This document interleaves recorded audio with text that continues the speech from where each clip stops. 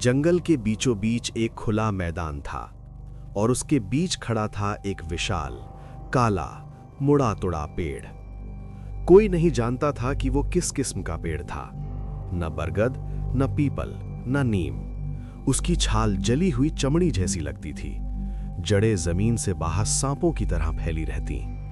सबसे अजीब बात यह थी कि उसके आसपास कोई आवाज नहीं होती थी, न पंछियों की, न कीड़ों की, न हवा की। जैसे उस पेड़ के आसपास की हवा भी डर कर चुप हो जाती हो। राघव जब छोटा था तो उसकी दादी उसे हर रात एक ही कहानी सुनाती थी। बहुत पुराने समय में, जब यहाँ गांव नहीं था, तब इस जगह पर एक तांत्रिक रहता था। वो आदमी इंसान नहीं था, ऐसा लोग कहते थे। वो रात में जंगल में घूमता, जानवर पकड़ता और अजीब अजीब मंत्र पढ़ता। धीरे धीरे लोग गायब होने लगे। पहले एक लकड़हारा, फिर एक चरवाहा, फिर एक औरत। एक दिन गांव वालों ने हिम्मत की और उस तांत्रिक को पकड़ लिया। उन्होंने उसे उसी जगह जिंदा गाड़ दिया। दादी हमेशा यहीं रुक जाती और धीमी आवाज में कहती, लेकिन 3 दिन बाद वहां से एक पेड़ उगा। राघव पूछता, दादी, बस पेड़ ही तो होगा? दादी उसकी आंखों में देखती और कहती, नहीं बेटा, वो तांत्रिक था जो मिट्टी के अंदर भी मर नहीं पाया। सालों बाद राघव शहर से पढ़ाई करके गांव लौटा। उसे सब कुछ बदलता हुआ लगा। नई सड़कें, नए घर, मोबाइल टावर। लेकिन एक चीज नहीं बदली थी। गांव वाले अभी भी उस जंगल से डरते थे। एक शाम उसने अपने दोस्त महेश से पूछा, आज भी लोग उस पेड़ से डरते हैं? महेश ने हंसने की कोशिश की, लेकिन उसकी हंसी सूखी थी। डरते नहीं, याद रखते हैं। क्या? जो वहां गए वो लौटे नहीं। राघव को इन बातों पर भरोसा नहीं था।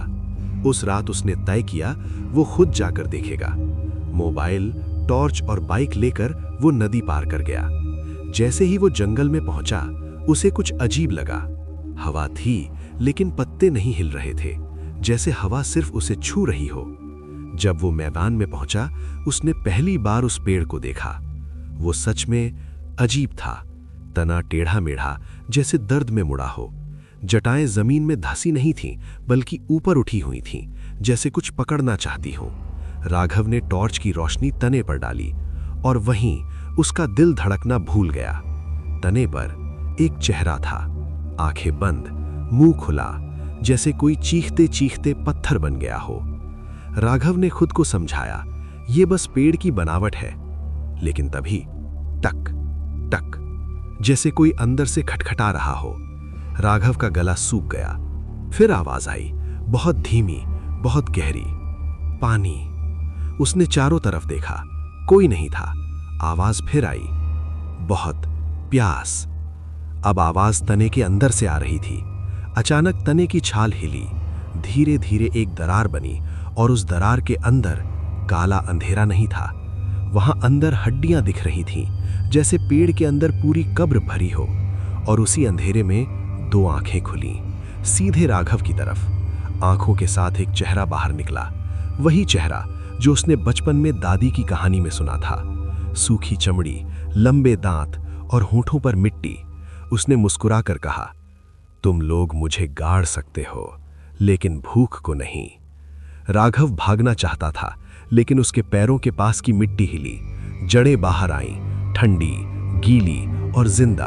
उन्होंने उसके टखनों को पकड़ लिया। जितना वो छूटने की कोशिश करता, जड़ें उतनी ही कस जाती।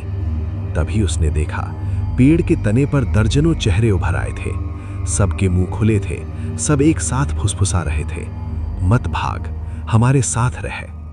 अगले दिन गांव वालों को नदी के किनारे राघव की बाइक मिली, लेकिन राघव कहीं नहीं था।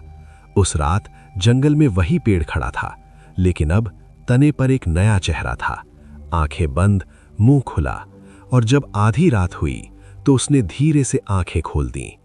गांव के बुजुर्ग कहते हैं, उस पेड़ के पास अगर तुम खड़े रहो तो कभी कभी तुम्हें अपना नाम सुनाई देगा।